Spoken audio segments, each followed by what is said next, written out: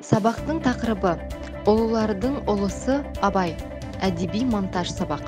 Сабақтың мақсаты ұлы ақынның өнегелі өмірімен таныстыру, өлеңдерін, қара сөздерін мәнерлеп оқыту, көркем сөйлеуге, өз бетімен іздене білуге, шығармашылықпен жұмыс істеуге көмектесу, сөйлеу мәдениетін қалыптастыру, эстетикалық тәрбие беру.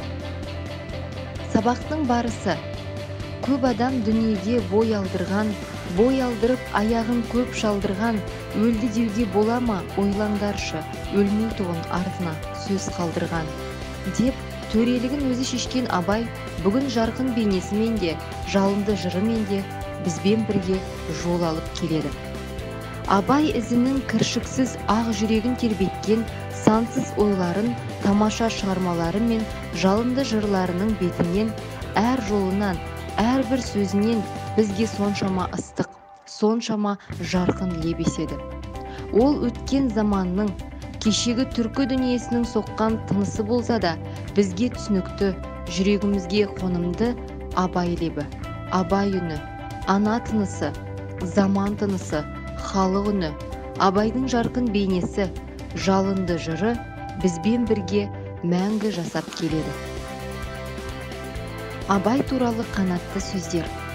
Қазақтың бас ақыны Абай Құнанбаев. Онан асқан бұрынғы соңғы заманда қазақ баласында біз білетін ақын болған жоқ. Ахмет Байтұрсынұлы. Абай лебі, Абай үні, Абай тынысы, заман тынысы, халық үні. Бүгін ол үн біздің де үнге қосылып, жаңғырып, жаңа өр салып тұр. Мұхтар Әуезов. Абай өз заманынан анағұрлым биік тұрған ақын еді. Ғабит Мүсірепов. Абайды ұлттық жазба әдебиетіміздің атасы деп танып білуіміз керек. Абай атамыздың өлеңдерінің үзінділерімен таныс болыңыздар. Шын хакім сөзің асыл баға жетпес, бір сөзің мың жыл жүрсе дәмі кетпес. Қарадан хакім болған сендей жанның, әлемнің құлағынан үнін кетпес. Максименко Маргарита. Қыз. Абай Құнанбаев. Қыз. Ақ киімді, денелі, ақ сақалды, соқыр мылқау танымас тірі жанды.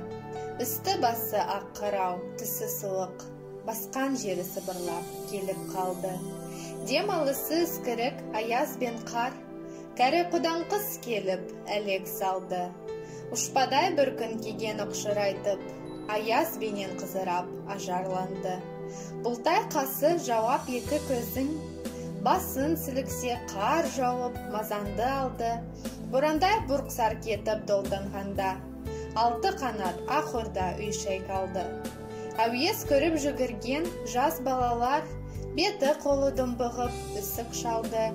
Шідем мен тон қабаттап киген малшы, бет қарауға шыдай алмай теріс айналды. Кеңес Анель. Ғылым таппай мақтанба. Абай Құнанбаев. Ғылым таппай мақтанба. Ғылым таппай мақтанба. Орын таппай бақтанба. Құмар ұмыт жаттанба. Ойнап босқа күлуге, бес нәрсеге асық бол, бес нәрседен қашық бол. Адам болам десеңіз, тілеуін өмірін алдында, оған қайғы жесеңіз. Өсек, өтірік, мақтаншақ, еріншек бекер, мал шашпақ. Бес дұшпаны білсеңіз, талап еңбек терең ой, қанағат рақым ойлап қой. Бес асыл іс күнсеңіз. Пиротинская Анастасия. Жетінші қара сөз. Абайдың жетінші қара сөзі. Жас бала анадан туғанда екі түрлі мінезбен туады. Біреуі ішсем, жесем, ұйықтасам деп тұрады. Бұлар тәнін құмары. Бұлар болмаса, тән жанға қонақ үй бола алмайды.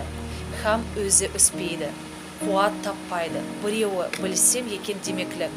Не көрсе соған талпынып, жалтыр-жолтыр еткен болса, оған қызығып, аузына салып, дәмін татып қарап, тамағына, бетіне басып қарап, сырынай керне болса, даусына ұмтылып, онан ержеттің кірегінде ит үрсе де, мал шуласа да, біреу күлсе де, біреу жыласа да тұра жүгіріп, ол немене, бұл немене деп, ол неге үйтеді деп, ол неге бүйтеді деп, көзі көрген құлағы естігінің бәрін сұрап, тыныштық көрмейді. Дичковская Марина, көзімнің қарасы. Абай Құнанбаев, көзімнің қарасы. Көзімнің қарасы, көңілімнің санасы, бітпеді іштегі ғашықтық жарасы. Қазақтың данасы, жас үлкен ағасы, бар демесіндей бір адамның баласы. Жылайын, жырлайын, ағызып күз майын, айтқанға келгенде қалқама сөз дайын. Жүректен күзбайын, әдептен үзбайын, үзі де білмей ме, көп сөйлеп сызбайын.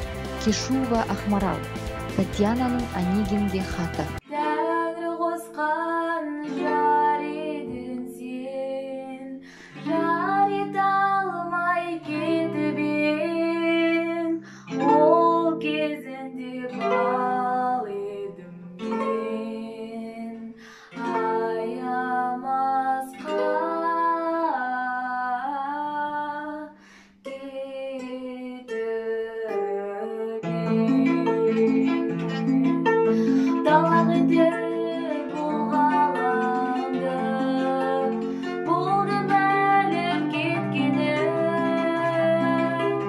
күнәсі жоқ жас адамның. Қатты соққан неткені,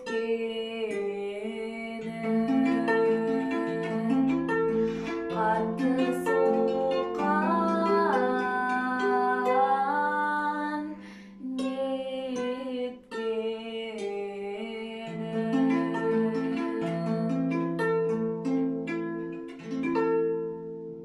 Абай әлемін бүкіл дүниеге таратушы кемеңгер Мұхтар мен Абай тереңінен шөміштеп қана аштым деген екен. Ал біз ұлы ғұлама тереңіне бас қойғанымызбен тек қана сол тереңнен дәм таттық қой деп ойлаймын. Сол себептен оқудан, білуге ұмтылушылықтан ізденуден жалықпайық.